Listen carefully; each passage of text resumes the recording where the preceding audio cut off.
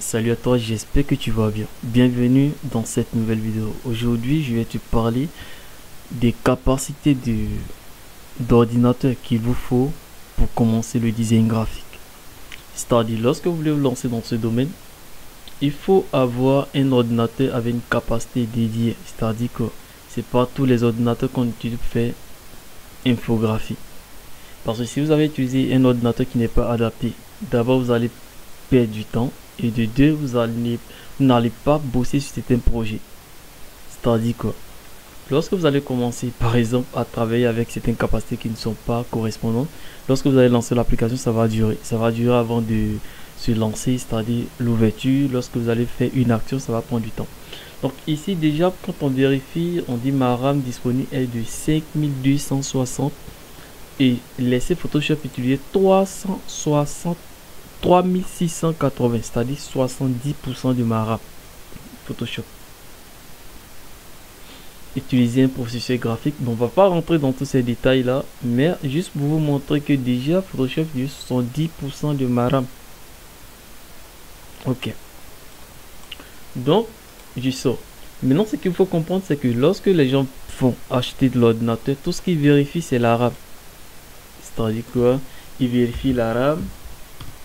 Ok, donc lorsqu'ils vont aller acheter un ordinateur, ils vont seulement se concentrer de la RAM d'abord. Ils vont se focaliser sur la RAM. La RAM, c'est qu'il faut comprendre RAM ordinateur. Il faut comprendre que la RAM, on peut la changer, on peut augmenter sa RAM. Vous voyez là, ce sont des baguettes RAM. On peut les augmenter. Si l'ordinateur a la capacité, je dis bien si l'ordinateur a la capacité, on peut augmenter jusqu'à 16 Go de RAM. Donc si vous avez 4 Go de RAM, que votre ordinateur a la capacité, c'est pas la capacité de la RAM, mais a les capacités qu'il faut, on peut augmenter jusqu'à 16 Go de RAM. Donc pour dire quoi, la performance d'un ordinateur lorsque vous partez acheter n'est pas basée sur la RAM. Moi je peux acheter un ordinateur à 4 Go de RAM parce que je sais que je peux augmenter la RAM, mais il y a des options très importantes qu'il faut vraiment, il y a des capacités qui sont inévitables, que vous ignorez carrément. Maintenant, peut-être la deuxième chose que vous vérifiez encore, c'est le disque externe. Disque du ordinateur. Disque externe. La deuxième chose, c'est ça que vous vérifiez. Souvent, quand on dit c'est 500 Go, directement tout le monde veut prendre. 500 Go, 8 Go de RAM, les gens sont déjà prêts à acheter. Et là, souvent c'est 1 Tera, là même ça coupe le souffle. Les gens veulent acheter. Ça aussi, on peut l'augmenter. Souvent c'est 250 Go, souvent c'est 500 Go, souvent c'est 1 Tera, souvent c'est 2 Tera. On peut augmenter si ton ordinateur a la capacité qu'il faut. Je sais pas si vous me comprenez. Donc pour dire quoi, ce qu'on peut augmenter n'est pas le problème qu'on doit. Ça c'est le 18 que vous allez voir dans votre ordinateur, c'est comme ça. Voilà, c'est un peu comme cela. Maintenant, il y a le SSD. Il y a le SSD. Parce que je vais faire une vidéo, voilà, sur le SSD et le HDD. Ça, c'est, je crois que c'est le HDD. Ça, c'est le HDD qui est comme cela. Et le SSD est une autre forme. Donc, je vais faire une vidéo parce que moi, j'utilise le HDD et le SSD, mais j'ai un ordinateur qui a HDD et j'ai un autre ordinateur qui a le SSD. Mais je vous dirai dans une prochaine vidéo. Donc là, actuellement, vous voyez, on a le disque externe. Mais je vous dis qu'on peut augmenter les disques externes. Donc, on va aller dans les paramètres. On va voir tout doucement ce qu'il faut vraiment se focaliser. Sur quoi il faut vraiment se focaliser lorsqu'on veut acheter un ordinateur. Voilà. Parce que tout le reste, moi je pense que ce sont des accessoires. Voilà, que vous pouvez changer du jour au lendemain. Vous pouvez augmenter du jour au lendemain. Donc je reviens dans partie propriété. Je vais cliquer là pour aller voir les propriétés de votre ordinateur. Là c'est, voilà, vous venez dans votre gestionnaire de fichiers, clic droit et vous cliquez sur propriété tout simplement. Donc là je reviens là. Ici moi je me suis pas embrouillé. Mon disque dû à 250 Go. Je crois bien que c'est pas mentionné ici, mais j'ai Intel i7 660 CPI, ça c'est le processeur qui tourne à 2.60. Et ensuite j'ai la RAM qui a 8 Go il y a le système qui est là, il y a plein d'autres choses qui sont là. Donc là maintenant, je vais vous parler de l'élément essentiel. Lorsque vous achetez un ordinateur que vous devez vérifier, c'est le processeur. Le processeur, c'est le cœur d'un ordinateur. Lorsque vous voulez faire un travail qui demande beaucoup de calculs, parce que quand on fait de l'infographie, ça demande des calculs. Chaque action, lorsque vous importez une image qui est de bonne qualité, qui est très lourde, lorsque vous écrivez du texte, ce sont des calculs que l'ordinateur est en train de faire. Lorsque vous ouvrez deux logiciels en même temps qu'ils sont en train de travailler, ils sont des calculs que l'ordinateur est en train de faire. Donc si vous n'avez pas un processeur qui lui donne la possibilité de calculer aussi rapidement, vous allez voir que l'ordinateur va passer son temps à tourner, parce que tant qu'il n'a pas fini le calcul qu'il est en train de faire, il ne peut pas passer à un autre. Donc ça fait que souvent ça se bloque et ça plante l'ordinateur. Donc lorsque vous voulez acheter un ordinateur, vérifiez très bien le processeur. Maintenant, comment trouver un bon processeur? Le processeur 2.6, vous pouvez trouver 3 points dans les i3, mais souvent c'est un peu cher. Voilà.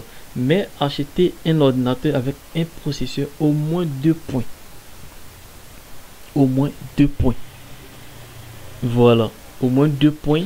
2.3, je sais pas, 2 points. Au moins 2 points. Ça va vous permettre d'aller un peu plus rapidement certaines choses et aussi d'éviter des bugs inutiles en fait. Donc quand vous vérifiez le Intel, ici c'est un i7. Donc peut-être il y a des i3 qui ont un processeur de 3 points. Donc vérifiez très bien le processeur. Et ensuite la RAM. Quand le processeur est bien garni, la RAM on peut l'augmenter. Même si j'avais une RAM de 4 Go, j'allais l'augmenter à 8 Go ou à jusqu'à 16 Go. Vous voyez, actuellement je peux augmenter encore ma RAM parce que l'ordinateur peut tenir. Vous voyez. Et maintenant, troisième chose, c'est le système. Le système là, il faut vraiment vérifier, comme on appelle ça à quelque part là. Le système d'exploitation, vérifiez aussi très bien. Parce que c'est comme des Android en fait. Lorsque vous partez acheter un ordinateur et que le système est à 32 bits, dites-vous que vous êtes déjà disqualifié de la liste de ceux qui vont faire le domaine. Parce que les logiciels qui ont un système de 32 bits sont tellement en arrière que actuellement il n'y a pas un logiciel que vous allez installer avec un système de 32 bits. Vous pouvez en avoir, mais ça peut pas avoir les mêmes performances que les logiciels qu'on a de 64 bits. Donc vous devez très bien vérifier. Si vous achetez un ordinateur en tant que graphiste qui a un système d'exploitation de 32 bits, là c'est comme si vous êtes parti sur un autre côté. Vous serez obligé de changer. Vous serez obligé de changer l'ordinateur au moins dans 3 mois qui vont suivre. Voilà. Donc ici j'ai parlé du processeur. Le processeur est très important. Et après venez vérifier le système d'exploitation. Le système d'exploitation. Et même ici, même si l'édition n'est pas Windows 10, ici j'ai un Windows 10. Si l'édition n'est pas Windows 10, vous pouvez toujours aller sur un maintenancier, il va gérer ça et puis mettre à Windows 11, etc. Ça va dépendre. Mais vérifiez très bien ces informations. Le Core Intel, ça tourne à combien? Vous pouvez avoir les i3 qui tournent à 1.8 et comment on appelle ça, qui tourne à 3 points, 2.7, 2.8. Il y a des i3 comme cela, mais c'est très rare. Il faut être un connaisseur pour voir aussi purger ça. Donc souvent quand les gens vont acheter, ici vous ne voyez pas mon truc parce que moi j'utilise un système SSD. Je ne sais pas pourquoi ça n'apparaît pas, mais c'est un 250 Go puisque j'ai deux 18 qui sont déjà connectés, 18 externes. Donc là vous voyez 237. Donc c'est un SSD de 250 Go. Mais je travaille tranquillement avec. Mais je peux aller booster à 500 à 1 Tera, ça dépend de moi. Mais comme actuellement j'ai des fichiers vraiment très importants, je sais que ça va déranger un peu le système tout et tout, mais je vais le faire parce que l'ordinateur a la capacité de le faire. Vous voyez. Donc si l'ordinateur avait peut-être que il dit pas que c'est le processeur qui fait, mais sûrement le processeur c'est le cœur. Mais j'ai l'impression que quand les gens vont acheter, ils ignorent ça en fait. Ils ignorent. Ils se contentent du 18 externe, interne et de la RAM et tout simplement ils sautent. Or ces éléments peuvent être modifiés à tout moment, sont modifiables, on peut ajouter à tout moment. Mais pourquoi se concentrer sur ce qu'on peut augmenter et ne pas bien gérer? Là, il y a certaines personnes qui sont allées acheter un i7. Un i7. Je vais taper ici, vous allez voir. i7, il y a des i7 avec un processeur 1 point. i7, i-Core i7.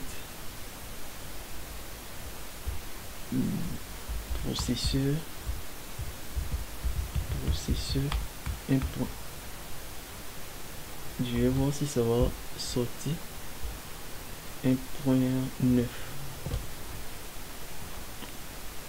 Je vais voir. Peut-être 3, mais sûrement il y a des i7 qui tournent à 1 point. Moi ça m'a choqué. J'ai un ami qui a acheté ça. Voilà, fréquence i3, et masse, turbo masse. Bon là j'ai pas encore utilisé les trucs de turbo. Les fréquences de base 1 point.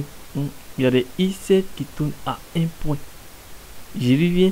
Aussi au niveau de la série, lorsque vous partez acheter les processeurs, soit peut-être l'ordinateur, on vous dit c'est i5, i7, ne vous cassez même pas la tête pour ça. Vérifiez votre processeur, ça tourne à combien. Et que c'est 1.9, là c'est la version turbo. Mais j'ai déjà vu des i5, des i7 qui tournent à 1 point. J'ai déjà vu ça. Et raison pour laquelle je suis en train de faire cette vidéo, pour essayer d'alerter les gens en fait. Il y a des ordinateurs, quand on fait, c'est pas pour faire des saisies, c'est de travailler avec des logiciels qui ont besoin de plus de capacité de pouvoir faire le boulot. Donc vérifiez très bien avant de faire vos achats. Je pense que j'ai tout dit. J'ai dit ce qui va vous arranger. Ça va dépendre de vous maintenant de prendre votre disposition avant d'aller chez le vendeur.